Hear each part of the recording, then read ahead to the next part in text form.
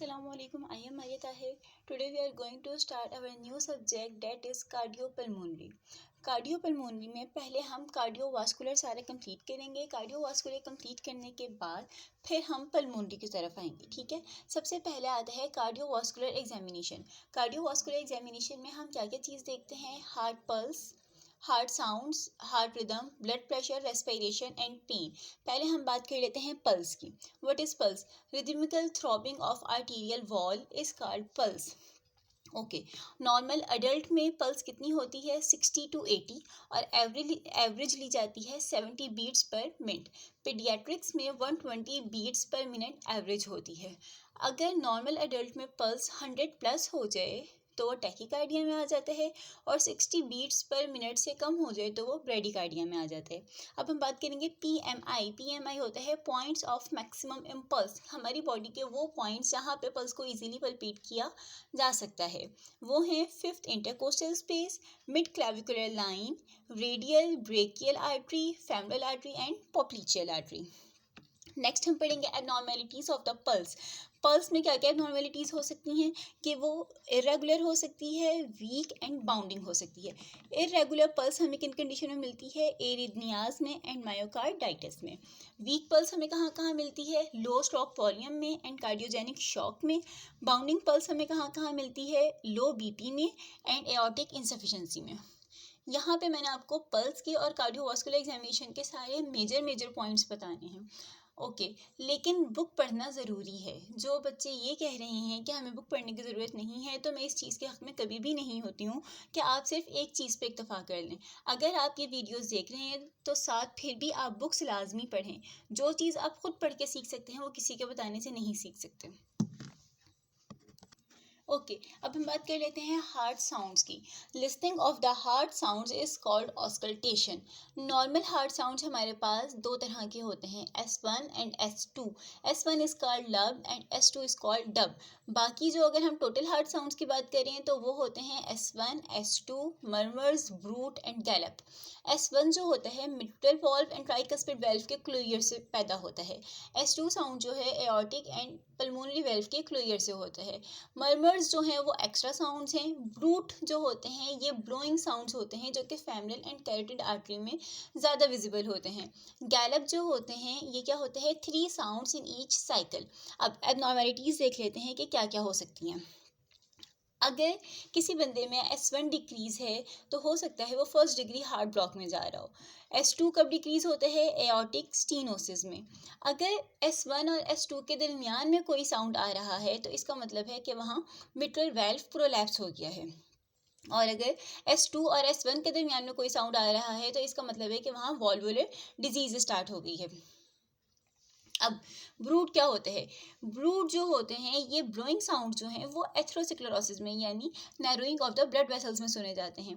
Gallup में हमारे पास दो तरह के साउंड्स आते हैं, S3 एंड S4। S3 जो है वो S2 के फ़ौरन बाद आता है और ये लेफ्ट वेंट्रिकुलर हार्ट फेलियर में ज़्यादा प्रोमिनेंट होता है। S4 S1 से पहले आता है, ये CAD कोरोनरी आर्टरी डिजीज़ में, मायोकार्डियल इन्फॉक्शन में और हाइपरटेंशन में ज़्यादा प्रोमिनेंट होते हैं। अब हम बात कर लेते हैं लैंडमार्क्स की, मतलब हार्ट साउंड्स हमें कहाँ कहाँ में फील किए जा सकते हैं। तो देखें, पहले आप सिर्फ नाम पढ़ लें। Second right intercostal space, second left intercostal space, fourth left intercostal space and 5 left intercostal space. Second right में एओर्टिक वेल्व की क्लोइयर का साउंड आता है, सेकंड लेफ्ट में पल्मोनरी वेल्व के, फोर्थ लेफ्ट में ट्राइकस्पिड वेल्व के एंड फिफ्थ लेफ्ट में मिट्रल वेल्व के। अब हार्ट रिदम को मालूम करने के लिए जो टेस्ट हम करते हैं उसको कहते हैं ECG, इलेक्ट्रोकार्डियोग्राम। इसी को EKG भी कहते हैं, कंफ्यूज होने की कोई बात नहीं है। इसमें 12 लीड्स होती हैं और इससे हम क्या क्या डिटरमिन कर सकते हैं? Heart rate, heart rhythm, heart conduction, area of the ischaemia, infarction, hypertrophy and electrolyte imbalance. पहले हम पढ़ लेते हैं कि नॉर्मल ECG कैसे होती है। नॉर्मल ECG में ये P वेव है, ये QRS कम्प्लेक्स है, उसके बाद ये ST सेगमेंट है, ये T वेव है। P wave represent atrial depolarization. PR interval, यहाँ से यहाँ तक का जो इंटरवल है, time of the impulse to travel from the atria to the Purkinje fibres. QRS wave जो है ये वेंट्रिकुलर डीपोलराइजेशन के लिए होती है। ST segment beginning of the ventricular repolarisation, ये बिगिनिंग है, और T वेव जो है वो वेंट्रिकुलर रिपोलराइजेशन इटसेल्फ है, और QT इंटरवल ये इलेक्ट्रिकल सिस्टोल का टाइम होता है। इसके अलावा हम ECG से और क्या क्या कर सकते हैं कि हम हार्ट रेट कैलकुलेट कर सकते हैं। हार्ट रेट कैलकुलेट करने के लिए 6 सेकंड की एक हमने स्ट्रिप लेनी है इंटरवल में, उसमें जितने QRS कम्प्लेक्स आ रहे होंगे उसको 10 से मल्टीप्लाई कर देना है। रिदम को असेस कर सकते हैं, रिदम हमारे पास या तो रेगुलर होंगे या इरेगुलर, और एरिथमियास की टाइप को आइडेंटिफाई कर सकते हैं कि वेंट्रिकुलर हैं, एट्रियल हैं या एट्रियो वेंट्रिकुलर हैं। आगे जाके हम एरिथमियास के टाइप्स पढ़ेंगे। ST सेगमेंट के चेंजेस को देख सकते हैं, metabolic and the drug influences on ECG देख सकते हैं। ओके, अब वेंट्रिकुलर एरिथमियास हमारे पास 3 तरह के होते हैं, premature ventricular arrhythmia, tachycardia and fibrillation. Premature ventricular arrhythmias अगर लेस देन 3 पर मिनट है तो ये नॉर्मल है, कोई बात नहीं है, अक्सर पॉपुलेशन में ये होता है, और अगर ग्रेटर देन 6 पर मिनट है तो ये एबनॉर्मेलिटी है। Tachycardia 150 to 200 beats per minute में अगर वेंट्रिकुलर में एरिथमियास आ रहे हैं, और वेंट्रिकुलर फिब्रिलेशन कब होती है, अगर 200 बीट्स पर मिनट से ज़्यादा हो जाएं। एट्रियल एरिथमियास का दूसरा नाम होता है सुप्रावेंट्रिकुलर एरिथमियास।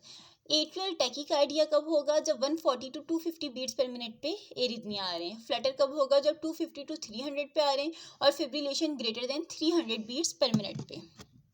अब बारी आती है ECG एबनॉर्मेलिटीज़ की। ये MCQs वाइज भी बहुत इंपॉर्टेंट है, सिनेरियो भी इसी की बेस पे आता है, तो ये आपने ध्यान से देखनी है। अगर P वेव एब्सेंट है और साथ QRS बिजार से आ रहे हैं तो इसका मतलब है वेंट्रिकुलर एरिथमियास। अगर P वेव एबनॉर्मल है तो atrial arrhythmias. ST segment depress हुआ है तो ये इस्कीमिक या इस्कीमिक इंजरी होती है, या इन्फॉक्टिव इंजरी भी हो सकती है। ST सेगमेंट को हमेशा J पॉइंट पे मेजर किया जाता है, और देखा जाता है कि 0.8 सेकेंड्स या इससे ज़्यादा के लिए वो 1 मिलीमीटर से ऊपर तो नहीं गया। अगर Q वेव एबनॉर्मल है, ST एलिवेशन भी है और T वेव के इन्वर्जन भी है, तो ये किस में होता है, मायोकार्डियल इन्फॉक्शन में। हाइपरकैलीमिया में क्या होता है, P wave and T wave जो है वो पीक की फॉर्म में चली जाती है और QRS वाइडन हो जाता है। हाइपोकैलीमिया में जो T वेव है वो फ्लैटन U शेप की हो जाती है। हाइपरकैल्सीमिया में QT इंटरवल शॉर्ट हो जाता है और QRS कम्प्लेक्स वाइड हो जाता है। हाइपोकैल्सीमिया में प्रोलॉन्ग QT इंटरवल हो जाते हैं। अब हॉल्टर मॉनिटरिंग क्या होती है। हॉल्टर मॉनिटरिंग में हमने किसी पेशेंट की एम्बुलेटरी मूवमेंट के दौरान अगर 24 आवर्स के लिए ECG को मेजर करना हो तो उसके चेस्ट पे एक टेप चिपका दी जाती है जो उसकी ECG को 24 आवर्स तक रिकॉर्ड करती रहती है, उसको हॉल्टर मॉनिटरिंग कहा जाता है। अब ब्लड प्रेशर भी हमें चेक करना होता है। ब्लड प्रेशर नॉर्मल 120/80 होता है। प्री हाइपरटेंशन में सिस्टोलिक 120 to 139 और डायस्टोलिक 80 to 89 हो जाता है। हाइपरटेंशन की 2 स्टेजेस होती हैं, स्टेज 1 एंड स्टेज 2। स्टेज 1 में सिस्टोलिक 140 to 159 होता है और डायस्टोलिक 90 to 99। स्टेज 2 में सिस्टोलिक ग्रेटर देन 160 और डायस्टोलिक ग्रेटर देन 100 हो जाते हैं। इन्फेंट्स जो लेस देन 2 ईयर्स हैं उनका ब्लड प्रेशर सिस्टोलिक 106 to 110 और 59 to 63 डायस्टोलिक होता है, और चिल्ड्रन जो 4-5 ईयर्स के होते हैं उनमें सिस्टोलिक जो है 113 to 116 और डायस्टोलिक 67 to 74 होता है। ऑर्थोस्टैटिक हाइपरटेंशन क्या होती है, sudden drop in the blood pressure accompanied change in the position. Pain, ischaemic cardiac pain जो होती है इसकी कैरेक्टरिस्टिक क्या होती है कि डिफ्यूज़ होती है, रेट्रोस्टर्नल होती है, चेस्ट टाइटनेस फील होती है, डिस्निया होता है, sweating, indigestion and syncope feel होती है। अब मायोकार्डियल एंड एंजाइना पेन का डिफरेंस देख लें। Myocardial pain greater than 30 minutes के लिए होती है और ये रेस्ट और मेडिकेशन से रिलीफ नहीं होती। Angina pain less than 30 minutes के लिए होती है, रेस्ट और एक्टिविटी के दरमियान में हो सकती है और रिलीफ बाय मेडिकेशन। अच्छा, ये अब तक तो हमने पढ़ा था सारा उसका कार्डियोवास्कुलर एग्जामिनेशन। फिजिकल एग्जामिनेशन में हम क्या क्या देखते हैं, डायफोरेसिस मतलब एक्सेसिव स्वेटिंग तो नहीं है, इंटरमिटेंट क्लॉडिकेशन का देखते हैं, एडीमा देखते हैं ऐसी पेशेंट्स में, और लिम्फेटिक सिस्टम को चेक करते हैं।